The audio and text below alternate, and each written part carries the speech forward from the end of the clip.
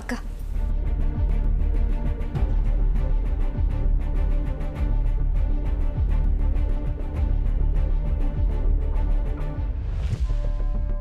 ಗುಬ್ಬಚ್ಚಿ ಥರ ನೋಡ್ಕೊಂಡಿದ್ದೆ ಕಣೆ, ನನಗೆ ಮೋಸ ಮಾಡಿಬಿಟ್ಟು ಹೋಗ್ಬಿಟ್ಟಿಯಲ್ಲ. ಈ ಮನೆ ನೆಮ್ಮದಿ ಕೆಡ್ಸೋರು ಯಾರು ಇರ್ಬಾರ್ದು ಈ ಮನೆಯಲ್ಲಿ. ಏ ಆದ್ಯ, ಅವನ್ನ ಕಟ್ಕೊಂಡ್ ಬಂದಿದ್ಯಲ್ಲ, ಈ ಮನೆಯಲ್ಲಿ ಒಂದ್ ಕ್ಷಣ ಇರಲಿಲ್ಲ. ಇವಳಿಂದ ಇವತ್ತು ತಲೆ ತಗ್ಸೋ ಹಾಗಾಯ್ತು.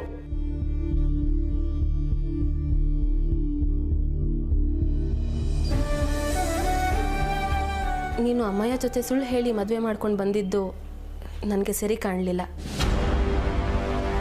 ನನಗೆ ನಿನ್ನ ಸಿಚುವೇಶನ್ ಅರ್ಥ ಆಗುತ್ತೆ. ಕೆಲವೊಂದ್ಸಲಿ ಕೆಲವು ಸಂಬಂಧಗಳನ್ನ ಪಡ್ಕೊಳ್ಳೋಕ್ಕೆ ಕೆಲವು ಸಂಬಂಧಗಳನ್ನ ಕಳ್ಕೊಳ್ಳೋ ಪರಿಸ್ಥಿತಿ ಬಂದ್ಬಿಡುತ್ತೆ. ಆದರೆ ಅದನ್ನ ಜಾಣ್ಮೆಯಿಂದ ನಿಭಾಯಿಸಬೇಕು. ಆದರೆ ಆ ಧೈರ್ಯನ ನೀನು ಮದುವೆ ಮಂಟಪಕ್ಕೂ ಹೋಗೋಕ್ಕೂ ಮುಂಚೆನೇ ತೊಗೊಂಡಿದ್ದಿದ್ರೆ ಇಷ್ಟೊತ್ತಿಗೆ ಎಲ್ಲ ಪ್ರಾಬ್ಲಮ್ಮು ಸಾಲ್ವ್ ಆಗ್ತಾಯಿತ್ತು. ಹೌದು, ಆದರೆ ಪರಿಸ್ಥಿತಿ ಮನಸ್ಥಿತಿ ಎರಡೂ ನನಗೆ ಕೋಆಪ್ರೇಟ್ ಮಾಡಲಿಲ್ಲ. ಅಮ್ಮಯ್ಯ ನಿನ್ನ ಎಷ್ಟು ಇಷ್ಟಪಡ್ತಾ ಇದ್ದಾನೆ ಅಂತ ನನಗೆ ಗೊತ್ತು. ಅದನ್ನ ನಾನು ಕಣ್ಣಾರೆ ನೋಡಿದ್ದೀನಿ.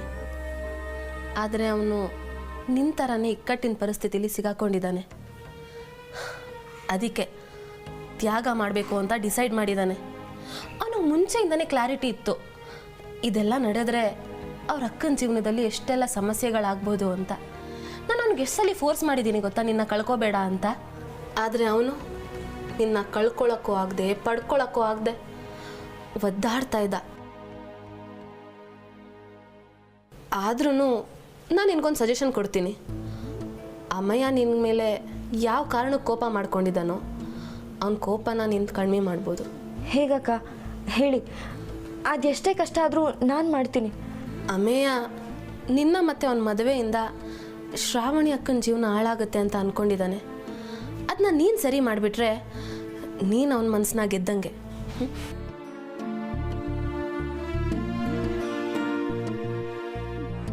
ಅದು ಅಣ್ಣ ತುಂಬ ಕೋಪದಲ್ಲಿದ್ದಾನೆ. ಎಷ್ಟೇ ಕೋಪದಲ್ಲಿದ್ದರೂ ಅವ್ರ ತಂಗಿ ನೀನು. ಹೇಗಾದರೂ ಮಾಡಿ ಅವ್ರ ಕೋಪನ ಕಮ್ಮಿ ಮಾಡಬೇಕು. ನೀನು ಮಾಡಿರೋ ತಪ್ಪನ್ನ ಶ್ರಾವಣಿ ಅಕ್ಕನ ಮುಂದೆ ಒಪ್ಕೋ. ಅದಕ್ಕೂ ಹೆಚ್ಚಾಗಿ ನೀನು ಅಭಿಭಾವನ ಹತ್ರ ಒಪ್ಕೋಬೇಕು. ಅವ್ರು ಕನ್ವಿನ್ಸ್ ಆದರೆ ಇದಕ್ಕೆಲ್ಲ ಒಂದು ಉತ್ತರ ಸಿಗುತ್ತೆ.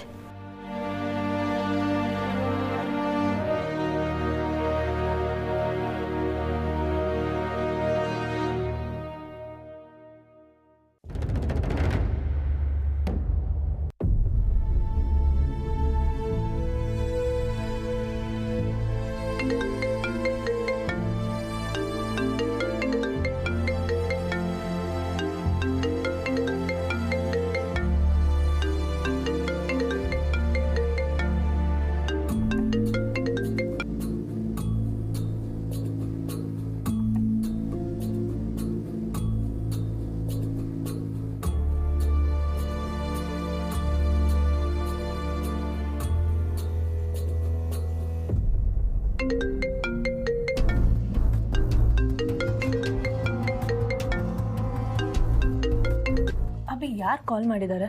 ಏಯ್ ನಿಂಗೆ ಯಾಕೆ ಬೇಕದು? ಮಾತಾಡ್ಬೇಡ ಅಂತ ಹೇಳಿದ್ನಲ್ಲ, ಮತ್ತೆ ಯಾಕೆ ನೆಪ ಇಟ್ಕೊಂಡು ಮಾತಾಡಕ್ ಬರ್ತಾ ಇದ್ಯಾ? ಪದೇ ಪದೇ ಫೋನ್ ಬರ್ತಿತ್ತಲ್ವಾ, ಅದಕ್ಕೆ. ಪದೇ ಪದೇ ಫೋನ್ ಬರ್ತಾ ಇರ್ಲಿ, ಯಾರು ಮಾಡಿರ್ಲಿ, ಅದನ್ನೆಲ್ಲ ತಿಳ್ಕೊಂಡು ನಿನ್ಗೇನಾಗಬೇಕು?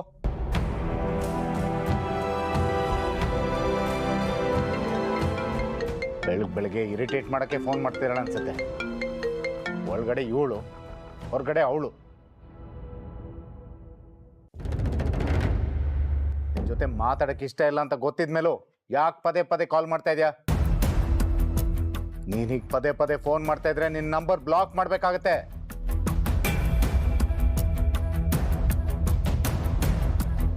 ಅಣ್ಣ ಅಣ್ಣ? ಯಾರು ನೀನ್ ಅಣ್ಣ? ಹುಚ್ಚು ಡಿಸಿಷನ್ ತಗೊಂಡು ಹೊರಗಿನವ್ರ ಮುಂದೆ ಎಲ್ಲ ನನ್ನ ಮಾನ ಮರ್ಯಾದೆ ತೆಗ್ದ್ಯಲ್ಲ, ಆಗ ನೆನಪಾಗ್ಲಿಲ್ವಾ ಈ ಅಣ್ಣ? ನನ್ನ ಅಣ್ಣ ಅಂತ ಕರಿಬೇಡ.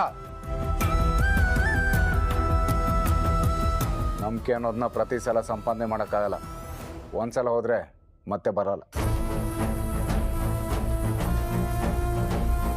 ಯಾರು ನಮ್ಮನ್ನು ಹೆಚ್ಚು ಪ್ರೀತಿಸ್ತಾರೆ ಅಂದ್ಕೊಂಡಿರ್ತೀವೋ ಅವರಿಂದನೇ ಮೋಸ ಹೋಗ್ತೀವಲ್ವಾ, ಅದಕ್ಕಿಂತ ನೋವು ಇನ್ನೊಂದಿಲ್ಲ.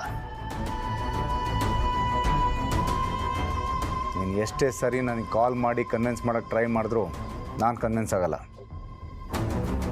ಒಂದು ಸಲ ನನ್ನ ನಂಬಿಕೆ ಹಾಳು ಮಾಡ್ಕೊಂಡು ಆಗಿದೆ ಆದ್ಯ, ಅದು ಮತ್ತೆ ಸಿಗಲ್ಲ. ಅಣ್ಣ ಪ್ಲೀಸ್ ಅಣ್ಣ, ನೀನು ಈ ಥರ ಎಲ್ಲ ಮಾತಾಡಿದ್ರೆ ನನಗೆ ಅದನ್ನು ಸಹಿಸ್ಕೊಳ್ಳೋ ಶಕ್ತಿ ಇಲ್ಲ. ಶಕ್ತಿ ಬಗ್ಗೆ ಮಾತಾಡಬೇಡ ಆದ್ಯ.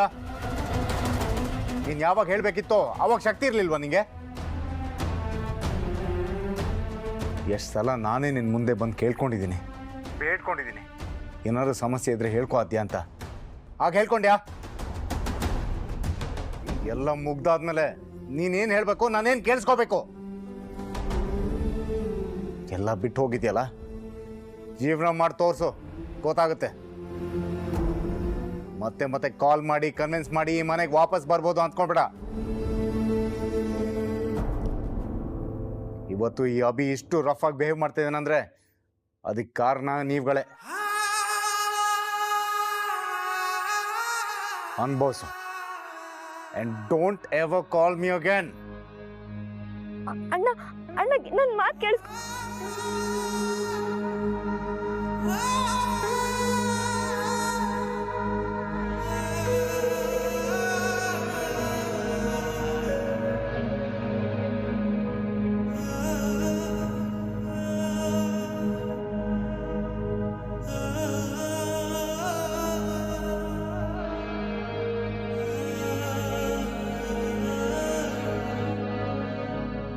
ಆದ್ಯಾ, ಏನಾಯ್ತು? ಮಾತಾಡ್ದ್ಯಾ?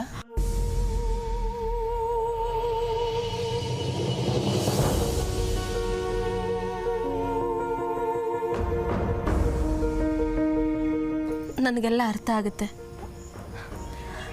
ನೋಡು. ಸಂಬಂಧಗಳನ್ನ ಕಾಪಾಡಬೇಕಾದ್ರೆ ಇದೆಲ್ಲ ಸರ್ವೇ ಸಾಮಾನ್ಯ.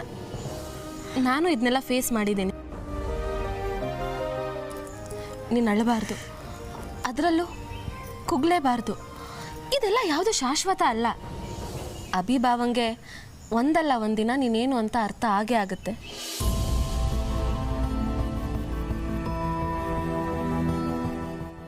ಓಹೋ, ಬೆಳಗ್ಗೆನೆ ಕಣ್ಣೀರು ತುಂಬ ಜೋರಾಗಿ ಹರಿತಾ ಇದೆ. ಇಷ್ಟು ದಿನ ನಾನು ಯಾರು ಕಣ್ಣೀರು ಹಾಕಬೇಕು ಅಂತ ಅನ್ಕೊತಿದ್ನೋ ಅವ್ರು ಕಣ್ಣೀರು ಹಾಕಲಿಲ್ಲ. ಬಟ್ ಕಣ್ಣೀರು ಹಾಕೋಕ್ಕಂತ ನೀನು ಬಂದಿದ್ಯಾ ಅಲ್ವಾ? ನಿಶಿ, ಏನು ಅಂತ ಮಾತಾಡ್ತೀಯಾ? ಯಾವಾಗಲೂ ಕೊಂಕಾಡೋದೇ ನಿನ್ನ ಕೆಲಸನಾ? ಅದು ಹೇಗೆ ಬಿಡೋಕ್ಕಾಗುತ್ತೆ? ಬಿಡೋ ಅಂತ ಕೆಲಸ ಮಾಡಿರೋದು ನೀವು.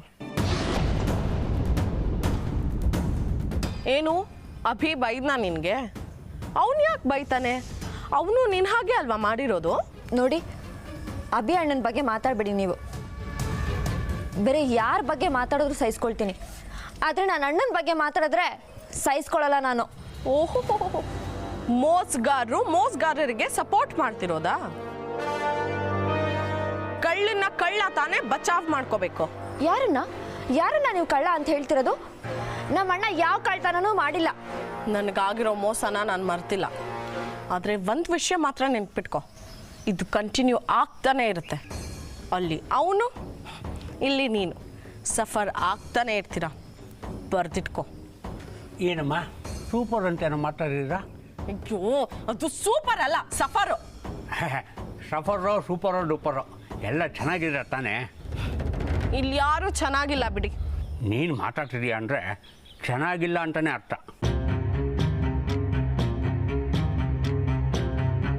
ಅಲ್ಲಮ್ಮ, ಮನೆಗೆ ಬರ್ತಿದ್ದಾಗೆ ಹೀಗೆ ಹೇಳೋದು.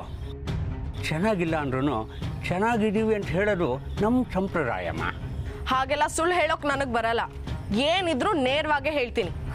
ಬಿಡಮ್ಮ, ನೀನು ನೇರವಾಗೇ ಮಾತಾಡ್ತೀಯ.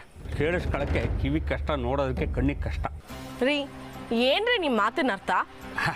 ನನ್ನ ಮಾತನ್ನು ಅರ್ಥ ಮಾಡ್ಕೊಳ್ಳೋಕ್ಕೆ ನಿನಗೆ ಇನ್ನೂ ತುಂಬ ಟೈಮ್ ಬೇಕು ಬಿಡಮ್ಮ. ಅಂದ ಹಾಗೆ ವಿಕ್ಕಿ ಮದುವೆನಲ್ಲಿ ಏನೋ ನಡೀತಂತ ಕೇಳಿದ್ರಾ?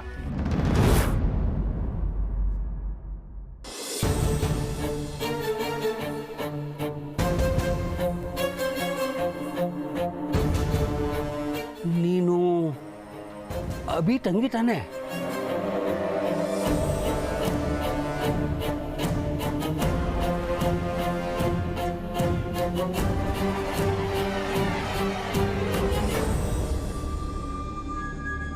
ನನಗೆ ಇವಾಗೆಲ್ಲ ಅರ್ಥ ಆಗ್ತಾ ಇದೆ.